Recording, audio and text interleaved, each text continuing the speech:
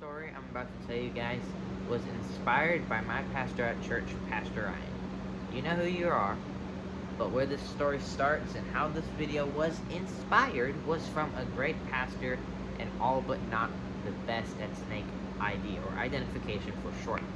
Um, Unlike me, I'm pretty well trained in identification just from years of learning and experiences.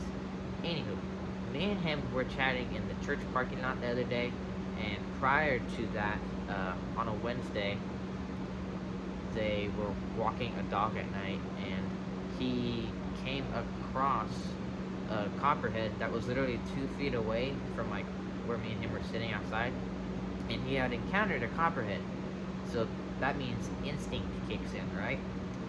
Now keep in mind, copperhead, a venomous snake, 100%. One that can kill you, more unlikely than a cottonmouth, like less unlikely. But if you go into anaphylactic shock, you could die. If I put that way, death is kind of possible if you're bit by a copperhead and you react to the venom in a certain way, which is called anaphylactic shock, and that's not good. You could die within 2 minutes if that happens. That's basically an allergic reaction to the venom. But what he had done is, since like I mentioned earlier, he isn't good at snake identification. I mean, who is? Unless you're in this field wanting to identify snakes and make it like a passion like I am and do something with it, you're not gonna, why would you train yourself in snake identification? So that's 100% totally understandable. What happened, like I said, instinct kicked in, so you want to kill the snake. He didn't know it was venomous, so he stepped on the snake to kill it. And missed. Let me tell you why you should not do this.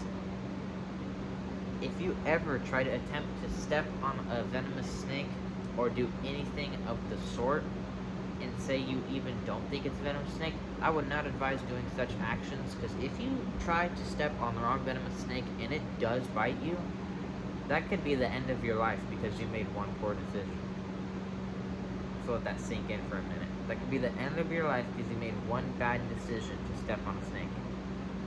I'm just saying, not the best idea.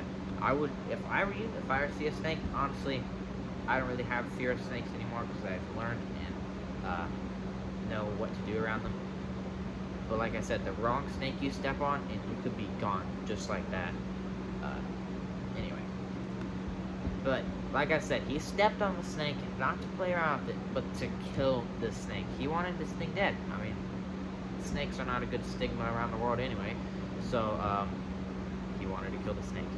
But, how would you feel? Put yourself in the snake's shoes, if you will.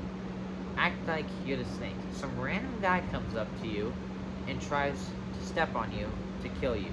You don't know that he's trying to kill you, but he just tries to step on you and try to kill you. How would you feel? Well, most people, if you were a snake, you would not want that to happen to you because you would not want to die within such a short amount of time. Death should come, I'm sorry. Death should come naturally and not from someone attacking you. Like, death to a snake from a predator or something like that, like a coyote eating a copperhead, that's understandable. But people, we do not need to be interfering with nature's role of death, life and death. So, just, yeah, how would you feel if someone went up to you and tried to kill you? Yeah, me too. I'd let him. Just kidding. I'm kidding. But the whole reason I do this YouTube thing is to show you guys that killing snakes, basically, I'm trying to decrease the amount of what that happens, why that happens and everything. It's just not good. I would, like I said earlier, you could be gone just like that because of a bad decision that you made because snakes are such a bad stigma. Me and everybody else on the YouTube platform trying to make this a good stigma, it's kind of actually been a good thing. I put up a poll the other day in a video, not poll, comment section, and I was like, hey guys, viewers, are you afraid of snakes? And I put yes or no, and people were 100%. They were like, no, no, no. I think there were 1 or 2 people who said yes, but the comments will be on the screen right in front of me. But yeah, just like saying, we've had some sort of impact on the society about snakes and whether they're good or bad to some people's brains. Back to the story. I had a little technical problem. Imagine, like I said, that you're the snake. We already went through that. I'm not going through that again. But the snake wasn't having it. It's not just gonna go down without a fight. At the end of the story, it does go down with a fight. He went with his shoe to step on the snake's head, and he missed, like I said. And he got super, uber, duper lucky that the snake missed him. But this is where the story gets interesting, because the snake had went back around to try to bite him on like his ankle. The most common place to get bit on the human body by a snake, by the way, is in fact right here. Right there on the ankle is where they're usually bit, because people usually end up stepping on them, accidentally or on purpose. This time was on purpose to kill the snake. But the snake went back to bite him, and he told me that the snake could have bit him, but his pant leg, like this part, it had caught the snake's fang. So there was no snake bite gonna happen there, because the snake's fang had got caught. And usually when that happens, the snake's fang is in the cloth, like in the fabric of the pants, and then it has to go back out, recoil, and then strike again, which takes just as long. So in that time, when it was doing that process, he was able to step on the snake's head and kill it pretty effectively. Thankfully, he was not bit by a venomous snake. You don't want anyone to get bit by a venomous snake. It's not only bad for them, but it just makes snakes look so much worse. Venom is just a modified saliva, guys. It is just used to kill prey so they can live. Literally, that's all snakes want. It's just to live free, happy, and have good lives like you and me. They don't want to be attacked or hit, stepped on, shot at, grinded up, driven over by cars, lawnmowers, bicycles, and stuff. They don't want that to happen to them. So just like, I don't like asking for empathy here for snakes, but like, they deserve respect, because they're not a force to be reckoned with. And if you do reckon with the wrong force, like I said, that could be the end of your life. But he did end up smashing the snake's face into the ground, and there was a blood spot on the concrete from where we had looked at. This had resulted in one less wild copperhead that was roaming free and having a good time, probably just hunting, actually, because it was nighttime. And if you don't know, copperheads are not diurnal, nocturnal, which means they're out only during the night. You may find them during the day, like basking, but that's just getting their energy for the nighttime so they can go hunt. But this one was not able to hunt because it was hunted, not to eat, but to kill. But the whole reason why I told you guys this story is to educate you that snake identification is crucial, is very important. And in my time of herping, I have also had a close call with a venomous snake. I did not want to kill the venomous snake, but it was in turn also killed and shot to death. Its head was after decapitated because of wrong snake identification. I identified that it was cottonmouth, and then, it died because people don't like cottonmouths because they're a venomous species, which I feel like is just totally unfair, because snakes don't ask to be born venomous, much less have venom that can actually kill a human. Cottonmouths and copperheads can actually kill people. Copperheads much less likely, but cottonmouths have increased chance because their venom is actually more potent than copperheads. There have been breedings in the wild where cottonmouths and copperheads have come together and bred as one species, and now they are called cottonheads. Cottonmouth, copperhead, so cottonhead. It's a hybrid species.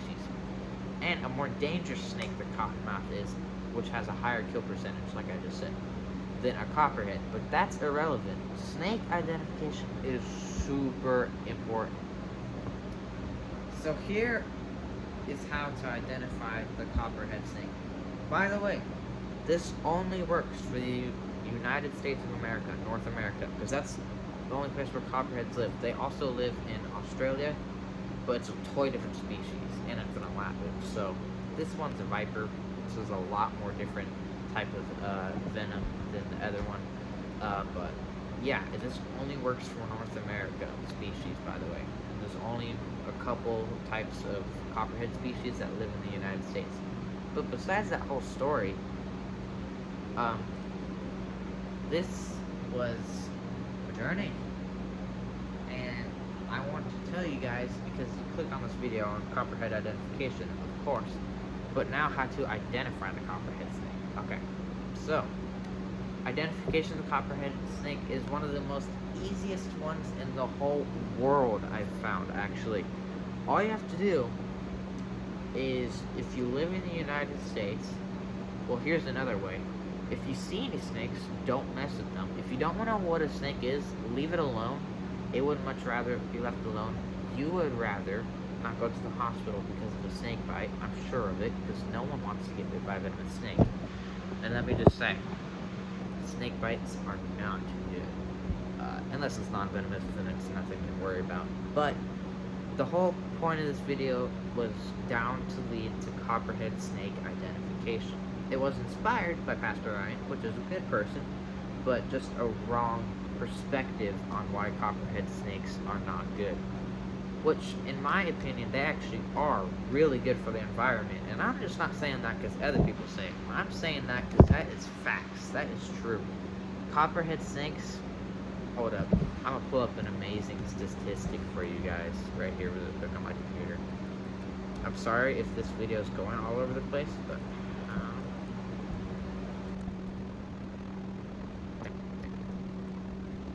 I'm just gonna estimate that the copperhead eats like 1,000 to 10,000 mice throughout its life. Okay, that's just a very vague spectrum of what can be true. And there are thousands of copperheads in the United States, maybe even millions.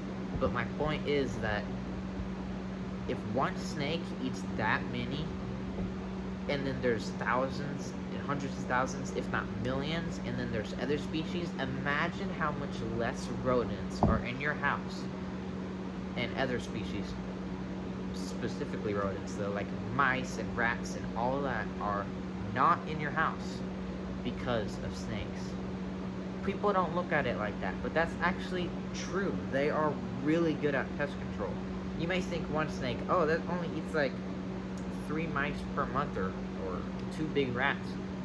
But you gotta think, snakes are within the thousands, if not millions, in the United States, especially copperheads, because they have lots of space to breed, and they're really good at camouflage, so they don't get eaten that much. But I'm just trying to say, like, I cannot bear enough how important snakes are for living, and how important they are for the ecosystem. So here we go for identification. If you look at a snake and you identify that it is brown, okay, that is what most copperhead colors are. They are brown. But if you look at a snake, you know what a Hershey Kiss looks like, right? I'm sure you do. If you don't, here's one right here, and here's a copperhead right here, okay? You could look at a copperhead and say, okay, it has Hershey Kiss patterns on it.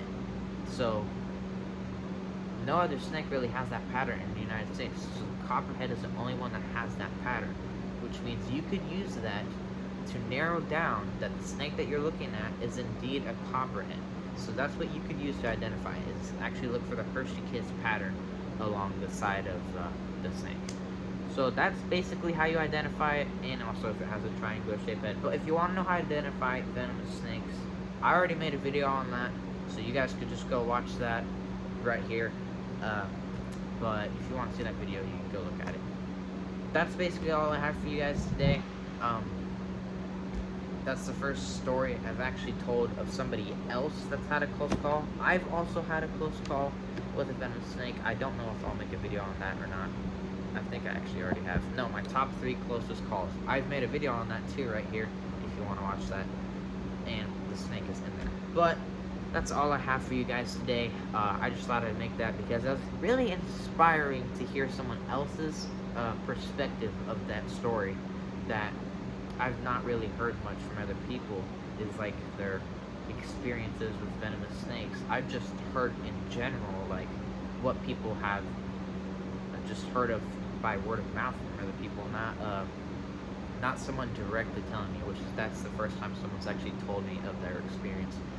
But that experience was pretty interesting. I hope you guys like this video. I'm not going to tell you to like or do any of that subscribing. You guys know what to do if you're on YouTube. Yeah, that's all I have for you guys today. I hope you found this video useful, and if you can, please share this to as many people as possible. I don't know how many people are watching at this point. We're probably about 15 to 16 minutes in, but I'm just saying for the people who are watching, that would be very useful if you would share this video to at least some people. Maybe if someone lives out in the country and they live where copperheads are native, that'd be very useful to let them know what they look like. So that's where I'm going to end it off here. I hope you guys did enjoy that video. If you would like to watch a video on how to identify any snake in the world, that's your video right there on how to watch it. It's pretty simple. Lots of people liked it, and I noticed in that video there were some people who were venomous snake keepers that even commented in the comment section. So if you want to see what they think about that video, then go check that out. One of them's from Croatia, which is pretty interesting.